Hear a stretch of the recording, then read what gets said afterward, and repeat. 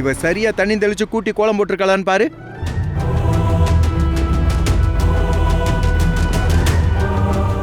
என்ன அஞ்சலி இப்படி கூட்டி பெருக்கிருக்க? இதான் வாச கூட்டுற லட்சணமா?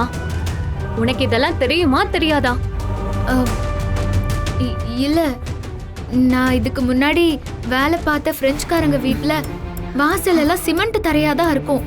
அங்க பெயிண்ட்ல தான் கோலம் போட்டு வச்சிருப்பாங்க. உனா இதை உன சொல்லிடு. பிரெஞ்சுக்காரங்க வீடு பிரெஞ்சுக்காரங்க வீட்டுல வேலை செஞ்சேன்னு. இது பிரெஞ்சுக்காரங்க வீடு இல்ல, இது எங்க வீடு. எங்க வீட்டுல எப்படி இருக்கணுமோ அப்படி இரு. முதல்ல உனக்கு கோலம் போட தெரியுமா தெரியாதா?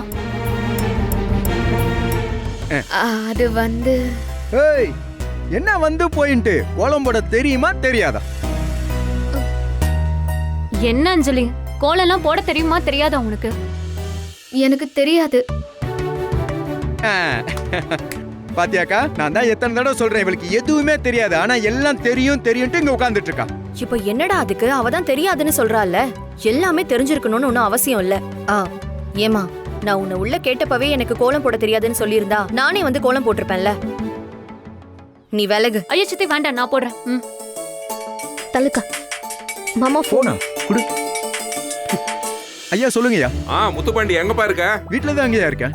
சரி, நீ ஒன்று பண்ணு, சீக்கிரமா கிளம்பி பஞ்சாயத்து போர்டு ஆபீஸ் வந்துரு. வந்துடுறேங்கய்யா. என்ன விஷயங்கய்யா? அதுதான் நான் ஏற்கனவே சொல்லியிருந்தேன்ல, மெடிக்கல் கேம்ப் விஷயமா சென்னையில இருந்து டாக்டர் வராங்கன்னு சொல்லி. ஆமாங்கய்யா. இப்போதான் போன் வந்துச்சு. அந்த டாக்டர் அவங்க டீமும் மதுரை தாண்டி வந்துட்டு இருக்காங்களாம். நீ பஞ்சாயத்து ஆபீஸ்க்கு வந்து அவங்களுக்கு வேண்டிய ஏற்பாடெல்லாம் பண்ணி கொடு. அப்படியே உதவிக்கு ஜிலேபியும் கூட்டு வந்துரு. என்ன அப்புறம் டாக்டருக்கும் அவங்க டீமுக்கும் டீ காஃபி பலகாரம்னு ரங்கநாயிட்ட சொல்லி எடுத்துட்டு வர சொல்லிடு. இத மீனாட்சி கையால செய்ய சொல்லிடு. சரி சரிங்கய்யா. சரிங்கய்யா, வச்சிடுறேங்கய்யா. சரி, வச்சிடு.